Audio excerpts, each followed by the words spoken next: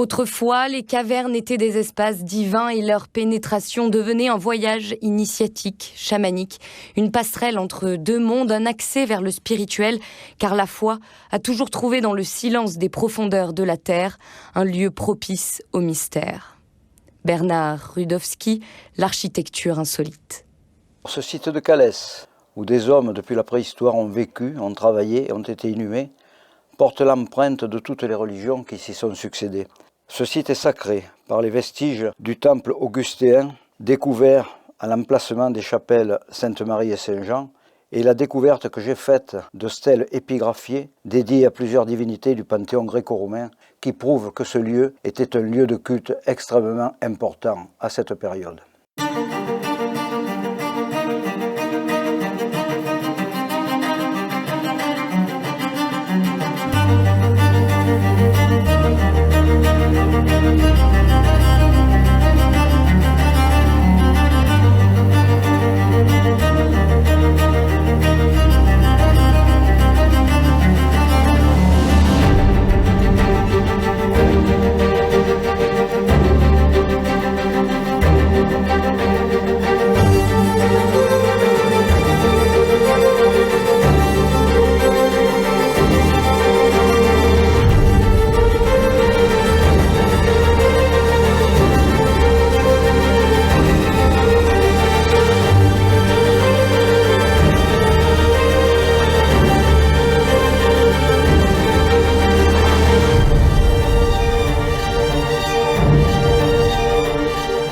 Méconnu et pourtant universel, l'habitat troglodytique a autant fasciné qu'effrayé les hommes depuis la nuit des temps. La pierre, la terre, la matrice, se cacher, s'isoler, se protéger, se défendre. Calès, l'histoire d'un lieu dont on sait peu de choses, datation incertaine, tribu à transmission orale, éboulement, érosion. Calès la mystérieuse, Calès l'impassible.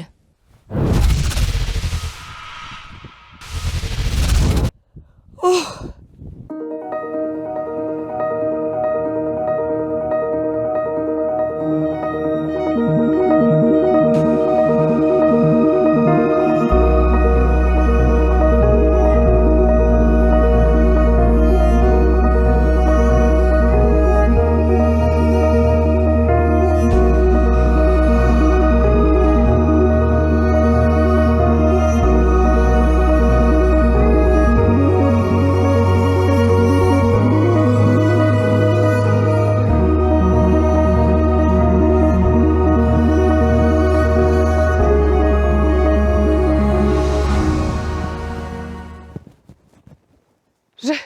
Je vous ai vu, dans ma tête, dans une vision, je vous ai vu.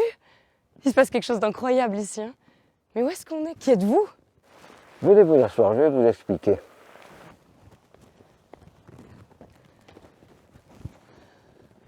Alors, je m'appelle Willy Renaud, je suis un passionné d'archéologie, je suis un amoureux inconditionnel de ce site de Calès depuis ma plus tendre enfance, et j'y passe des heures. Je suis aussi le membre de l'association de Calès-Saint-Denis qui s'occupe de la protection du site. Ici, qu'est-ce que c'est? C'est un trou, un cirque? C'est un cirque de rochers qui a été créé il y a plusieurs millions d'années par une érosion maritime qui a été ensuite aggravée par l'érosion éolienne qui a entraîné toutes ces cavités que vous voyez actuellement autour de nous. Par la suite agrandie par les mains de l'homme au Moyen-Âge pour créer les habitations qui étaient présentes dans le site. Alors du coup, si je comprends bien, ici, il y avait la mer au tout départ. Alors au tout départ, il y avait la mer, et c'est cette mer qui a créé toutes ces anfractuosités que vous voyez. Et ensuite, il y a eu le vent. Le vent. Qui a fait encore d'autres trous. Le vent qui a fait d'autres trous, qui a fait des érosions un petit peu partout, qui ont quelquefois de très belles structures. Et après, il y a eu les hommes. Et après, il y a eu les hommes. Alors après, il y a eu les hommes, quand la mer s'est retirée, les zones basses, c'est-à-dire les zones de plaine, étaient des zones marécageuses qui étaient impropres à l'habitation avant le néolithique. Avant le néolithique, on ne pouvait pas habiter dans ces zones-là parce qu'il y avait des maladies importantes, il y avait des maladies graves. Donc les gens se sont montés sur les hauteurs.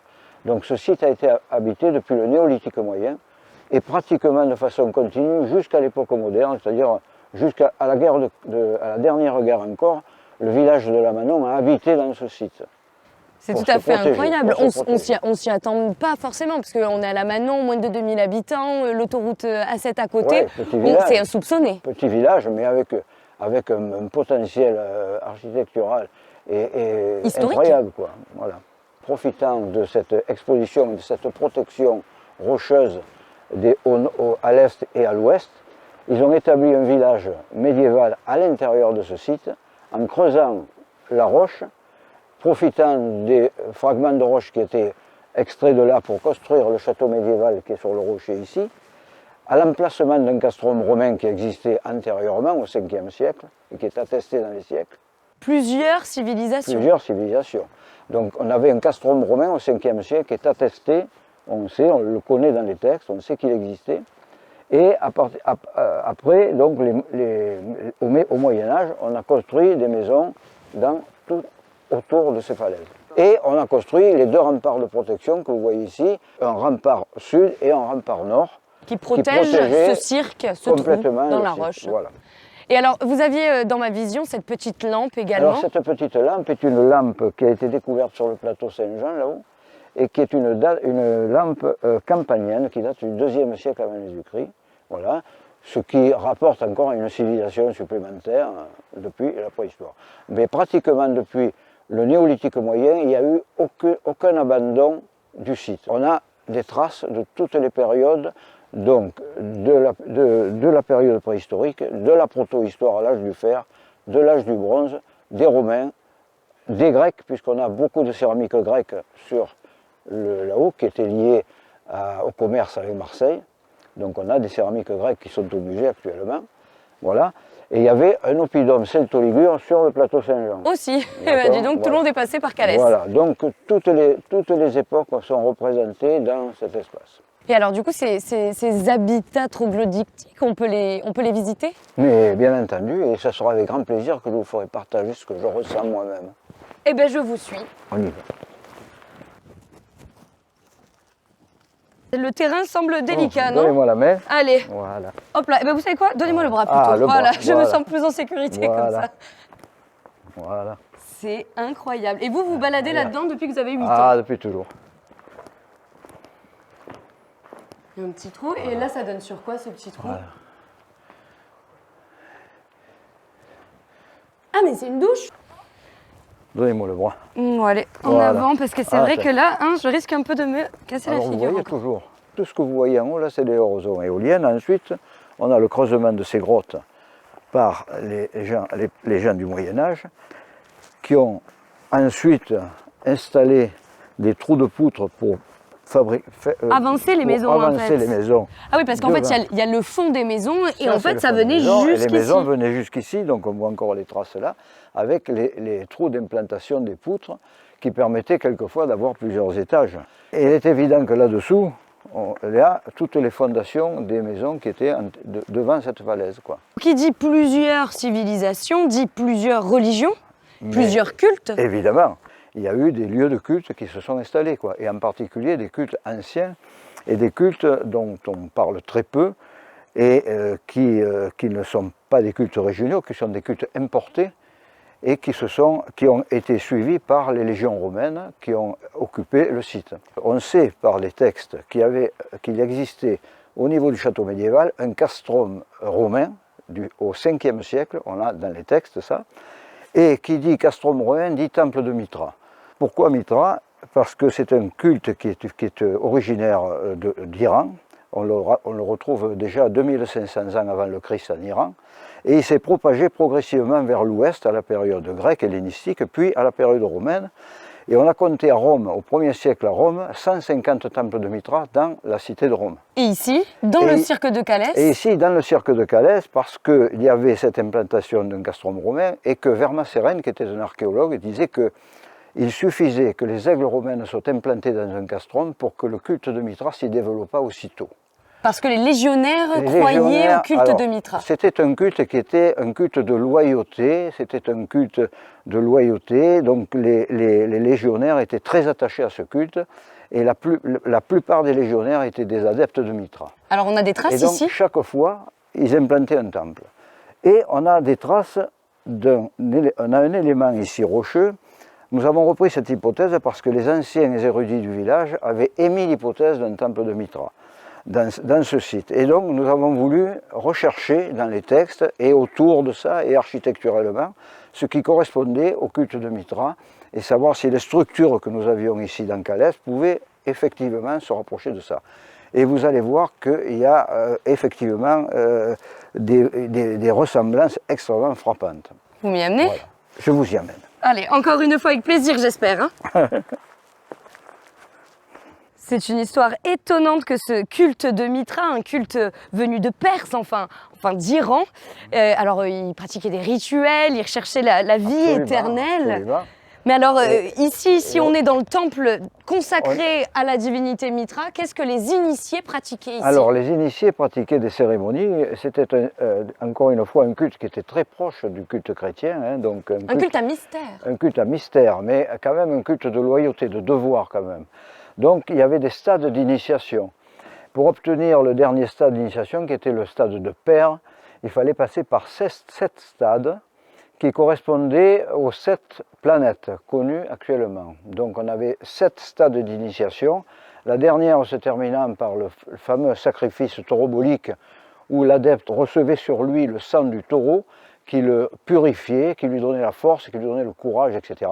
Et là, donc, il était arrivé au stade final de son initiation. Ils avaient des masques, non, pendant Ils avaient des masques qui correspondaient à chaque degré d'initiation. Dans les degrés d'initiation, il y avait le lion, le corbeau, etc. Chacun avait un masque correspondant à son degré d'initiation. Dans cette pièce-là, il n'y avait que quelques dizaines d'adeptes, pas plus. La partie où nous sommes ici, il y avait l'autel, toujours situé à l'ouest, dans les temples de Mitra. Il y avait une cloison qui séparait les prêtres de Mitra des adeptes. Donc les cultes étaient faits à l'intérieur de ce temple. Il n'y avait pas de femmes qui étaient admises dans le culte de Mitra. Que des hommes. C'était un culte uniquement réservé aux hommes, qui est probablement qui a participé à sa perte, probablement. Alors comment on sait que ici c'était un temple de Mitra? Alors voilà, donc les hypothèses que nous avons mises, et nous sommes servis de textes anciens pour le déterminer. Les adeptes de Mitra choisissaient pour faire leur temple un cirque de rochers. Ils entamaient la roche de sorte qu'au moins 2 des parois de l'édifice soient faites de pierres vives. Des banquettes latérales creusées dans le rocher servaient à asseoir les adeptes. Il y avait un escalier qui descendait dans la pièce. L'autel était toujours à l'ouest. La couverture de l'édifice était faite de 7 arcades, dont vous avez les 7 emplacements correspondant aux 7 degrés d'initiation et aux 7 planètes, les Pléiades. C'était des arcs diaphragmes recouverts d'une charpente de bois. Il n'y avait comme ouverture dans les temples de Mitra que les portes d'entrée. Il n'y avait pas d'autre ouverture. Là, la porte que vous avez ici communique avec les pièces accessoires destinées aux prêtres. D'accord. Alors vous savez, moi, dans ma quête initiatique un peu finalement, je recherche les secrets, les choses cachées. Alors donc déjà j'ai découvert un nouveau culte, une nouvelle religion, mais il n'y a pas... Le monde souterrain par exemple. Ah bah amenez-moi. Ah ben je vous amène. Suivez-moi. Alors avant que vous m'ameniez dans les entrailles de la Terre, j'ai cru comprendre qu'on vous avait fait un cadeau pour conserver cette ville multimillénaire. Oh là là, je comprends. Et on nous a fait un cadeau inestimable, qui est une somme que nous a donnée, que nous a léguée une dame d'Aiguière, qui est une somme de 1 400 000 € qui va nous permettre de participer à la restauration de ce site de Calès qu'elle adorait et du village de la Manon qu'elle adorait également. Donc c'est une amoureuse qui... C'est une amoureuse qui a légué sa fortune pour nous, quoi, donc avec un grand plaisir. Alors oui, je vois que c'est l'entrée, c'est la suite, c'est le trou C'est noir. la suite. À partir de là, vous allez rentrer dans le monde souterrain. Je ne vais pas vous accompagner. J'y vais toute seule? Je pense que vous avez là tout ce qu'il faut. Mais c'est un trou noir! Non, vous avez tout ce qu'il faut pour y arriver. Il faut avoir une grande confiance en soi. Vous serez dans les entrailles de la terre sans problème. Ok, je vous fais confiance, hein. La Manon, village de 2000 âmes actuellement, coincé entre les Alpilles et l'autoroute A7. Mais à la Manon, il y a aussi des secrets, bien gardés, bien cachés, peut-être même un peu trop bien cachés pour moi. Mais puisqu'on se retrouve dans les entrailles de la terre, voyons jusqu'où ça nous mène.